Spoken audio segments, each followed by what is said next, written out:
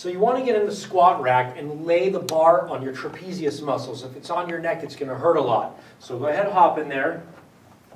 Hold on to the bar so your arms are comfortable in a comfortable area. Go ahead, get in, lay them on your traps right there.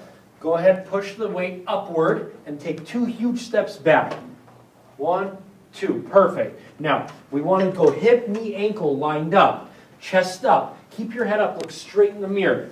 You want to make sure to bring your butt out all the way so when you squat, your knee doesn't pass your toe. If your knee passes your toe, you're putting pressure in your knee. So come down as far as you can without your knee passing your toe, bam, right there, and push with your heels upward. Breathe in on the way down, blow out on the way up, and keep that chest up nice and strong. Keep your head up, because when you naturally keep your head up, your chest is up. And when your chest is up, your back is nice and straight. Look at his knees. They're not moving inward or outward. They're nice and straight and lined up with hip, knee, ankle. Chest is up. Breathe in, blow out. Beautiful.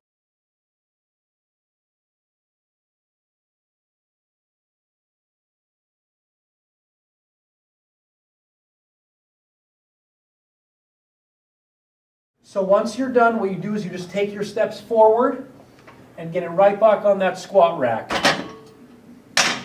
And you're done. Go ahead and sit down because most likely when you do squats you get a little lightheaded. So have a seat and just rest.